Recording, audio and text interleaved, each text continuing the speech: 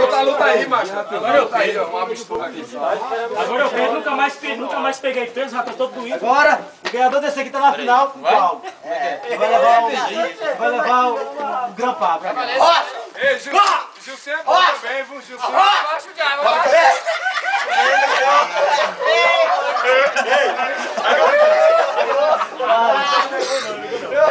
Tem que relaxar, tem que relaxar aí. Agora a final.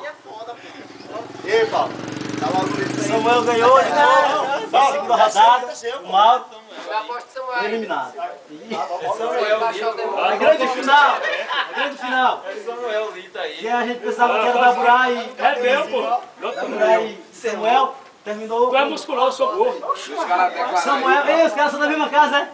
Rapaz, vamos beber o litro junto, rapaz. Ei, isso aí vai rolar. Isso aí já tá entre família já, entre família. Quando vocês estiverem preparados, vocês descansarem. Pode falar. Estamos só esperando aqui. Descansa aí, menino. Não. Estão comendo um alimento diferente. Paulo versus Samuel. Já pode lançar a perninha.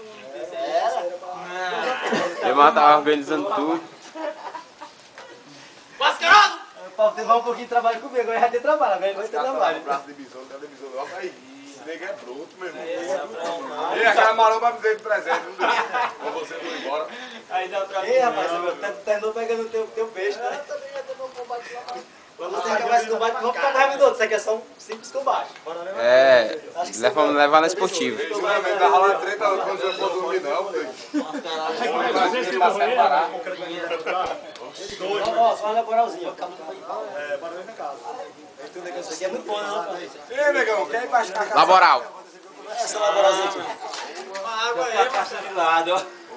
Água pros homens aí, rapaz. Música. Tá bom, né? Tá, se é pra ir mesmo, né? Quer beber uma água, não? Já vai. Rapaz, o negócio do Paulo tem muita resistência, então eu tô errado. Vai lá, os caras estão preparados aí. Agora a grande final. Senhores, quando vocês fizerem.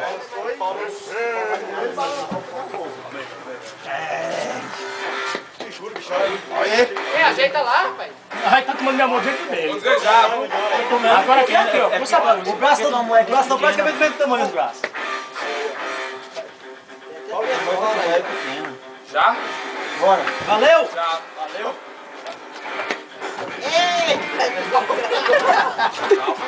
Vai ter dois? Ô, cara, velho!